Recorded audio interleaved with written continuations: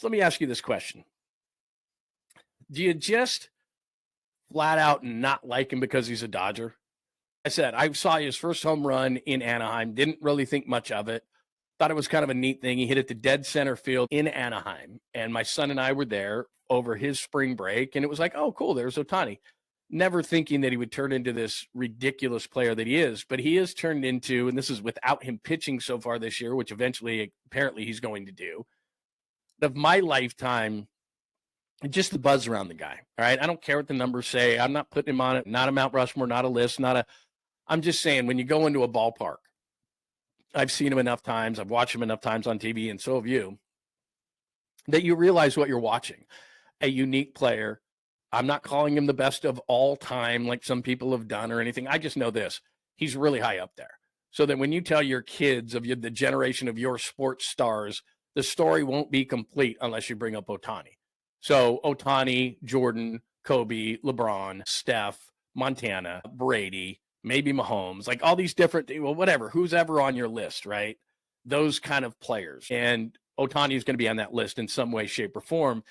And so what it does sometimes is it transcends your fandom, if that makes any kind of sense. So in other words, I've been in an arena, lots of arenas, NBA Finals, covered NBA Finals, where I was in Utah on Media Row watching fans in Jazz jerseys during the NBA Finals root for Michael Jordan and not even realize they were doing it because Jordan made so many plays, they just made them jump out of their seat. And then they kind of went, oh, what the hell am I doing? I've seen it with LeBron in arenas. I've seen it with Steph Curry in arenas where you want to hate the guy, but he does such miraculous things, hits such an amazing shot that your fandom forgets who you're a fan of, and they jump up and they go, oh my God. And you look at the guy next to you like, did you just see that? And then you go, oh my God, I'm a Lakers fan. What am I doing? So that's kind of Ohtani to me. Could be wrong. Everybody's different. This is one person's opinion that could be 100% wrong. But I'm going to play this for you last night. So it's almost like you knew what was going to happen, and you probably saw this, but it was 5-5, Atlanta and the Dodgers. Atlanta's winning this game, and the Dodgers look like they're going to go down to their last loss, but then it's the ninth inning, 5-5 in the ninth inning. And by the way, it was Ohtani bobblehead day, and I don't know if you saw any of the video from this because it went viral. I mean, around the block. I never will understand. Whomever came up with bobbleheads for the first time had to be thinking to themselves, this is kind of hokey, whatever. We'll just make this a promotion at a baseball game, and it'll just be like any other promotion. Bobbleheads are like, they fight for them. And I've been at plenty of bobblehead days, and I'm just like, here, you can have mine. I don't really care. But I'm sure that I haven't even looked at eBay this morning. I'm sure on eBay they're going for thousands of dollars. But anyway, so people are around the corner. Just crazy, like a movie. It's 5-5. Ohtani walks up to the plate, and you know what's going to happen. Inevitable. Like you just felt like you were watching a movie, and you knew how it was going to end. It was Ohtani bobblehead day. He walks up to the plate, and it's 5-5 in the ninth. First pitch, Oppo Taco, no doubter. And he just goes around the bases like it's nothing. And I realize, and they're now 8-0, it's only the 8th game of the season. But he's got the it. And I know he's a Dodger, and that's why I'm asking you the question. As I watched that last night, I just thought it was really cool. And I'm not a Dodgers guy. I'm from LA. I'm not a Dodgers fan. Was never a Dodgers fan. Grew up in the Anaheim area. I was never even an Angels fan.